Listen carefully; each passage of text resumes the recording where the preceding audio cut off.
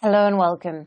We begin with South Africa, where persistent unemployment is adding to people's economic woes. South African unemployment rate has reached a new high as it rises for a third quarter in a row.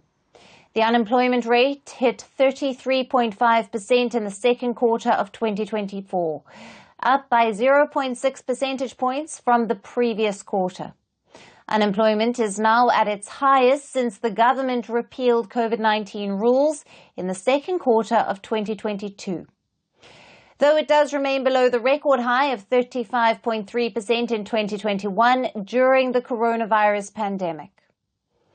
About 8.4 million people were out of work. This is up from 5.2 million in 2014. So unemployment rates in Africa has gone up by over 60% in the last 10 years. Under an expanded definition of unemployment, which includes those discouraged from seeking work, the jobless rate was a staggering 42.6%, up from 41.9% in the first quarter.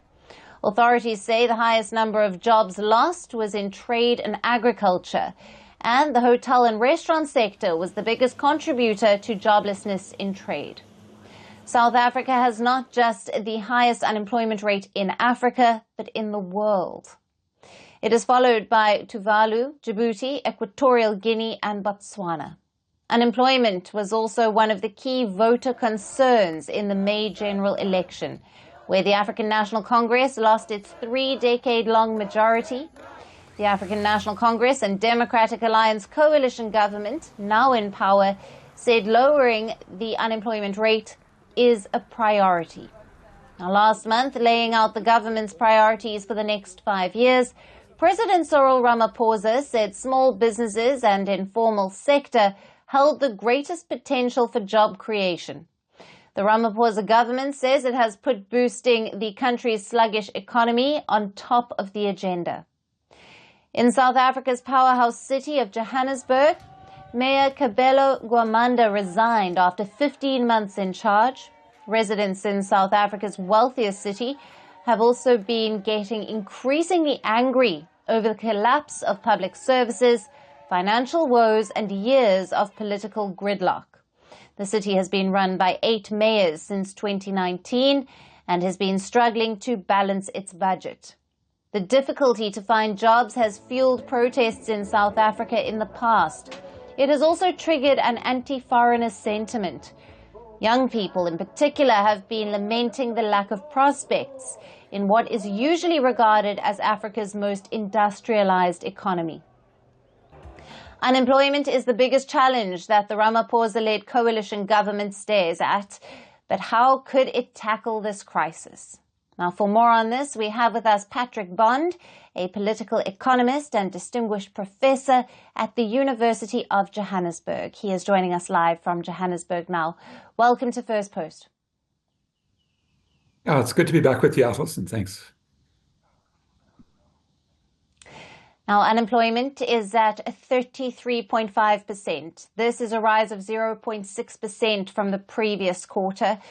Was this expected, or is this a shock? And what factors contribute to South Africa's persistently high unemployment rate? Well, thank you. The main shock for me is that this is the quarter just before the election that occurred on the 29th of May. So we're talking about, the April-May period when we would have expected a burst of employment opportunities from a government, the African National Congress, ANC, that was already, the poll suggesting dropping below 50, and it went as low as 40%, needing to then have a coalition with the center-right government of the Democratic Alliance from the strength that they have in the Western Cape, instead of going with the center-left or the left-wing options that would have been more populist and oriented towards public work spending. I think that factor is probably the failure to create jobs, a function of an International Monetary Fund austerity policy that we adopted here in middle of 2020 during COVID. And it does contain the provisions that we have to have a primary budget surplus. In other words, aside from interest spending, we have to collect more than we spend. And that's meant a freeze on hiring. And it meant that what could have helped the ANC, that is a major public works, especially around climate-related jobs, it just didn't happen. Now, how does the current unemployment rate compare to previous years, and what trends can we identify?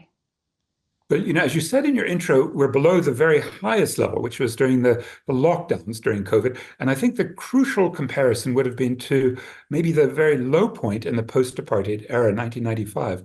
There, that narrow definition, not counting those giving up looking, was just 16%. So we're well over double that. And I would ask, okay, so what was it that really cut the labor-intensive private sector employment, the opportunities in clothing and textiles and footwear, appliances and electronics? And there you'd look at the World Trade Organization's new rules that South Africa adopted under President Nelson Mandela, because in order to get that political freedom, the deals made with big business were to give them more economic freedom, to let them leave the country. So we've had very low levels of fixed investment, except for occasional boosts during the mining booms. But mostly we've seen trade underdevelop the continent with competition in these labor-intensive sectors, destroying the industries and destroying the jobs. Yeah. And Professor, which are the main sectors that have experienced job losses? You did touch on it there, but during this period. And what can we take away from this information? What can we extrapolate from this? Well, the year on year, as you mentioned, trade was one of the big losers, agriculture because of ups and downs in the growing seasons. But if you take year on year, what you get is the most losses in community and social services. Again, that's the government spending, national, provincial, and local. And with the interest rates very high in many municipalities in debt crises, including this one, we haven't had the staff to, for example, just fix basic leaks here in Johannesburg. I live close to the universities in a middle-class neighborhood. Our water's turned off at night because if you turn it on during the day, the leak during the night, the leaks will take all the water. There won't be much left in the reservoir. And that's the dilemma for, I think, so many municipalities, that they're losing these community social services. Just say, on the contrary, the highest growth is in finance, 306,000 new jobs over the last year. And I kind of wonder, well, is that really effective economic development, or is it a little bit more parasitical, given that the financial sector takes so much of our resources away without producing goods or services? Yeah. Absolutely. And approximately 8.4 million people are currently unemployed, marking the highest figure since comparable records began in 2008.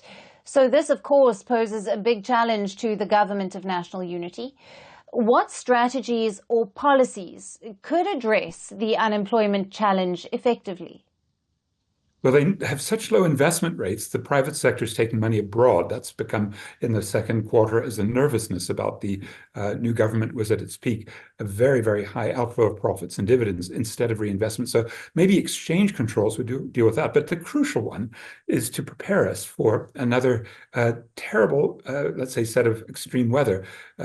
Places all around the world are reacting by hiring workers for resilience, that is to make stormwater drainage systems and roads and bridges and housing much more sustainable and capable of dealing with extreme flooding. We just saw that in Cape Town, devastating the low-lying areas, or droughts, which we anticipate more, and that would be lots of public works to improve irrigation. Unfortunately, I don't think we've got a government with its center-right orientation and a very conservative environment minister that's really ready to tackle that. In other words, to make public sector job creation in a just transition as we decarbonize and provide adaptation. And frankly, the money isn't there, because much of the money received for a just transition is in the form of loans in hard currency. We haven't got the systems right to turn that funding into real jobs, which I think would be a fairly easy thing to do had we the political will. Absolutely. Professor, great to speak to you as always. Thank you for being with us on Firstpost. Thank you. Climate change is on our doorstep. It's time for a revolution to take root. And it starts with 1.4 billion Indians. It starts with one tree for humanity, one tree for Mother Earth, one tree for a future. Project One Tree, a News 18 network initiative.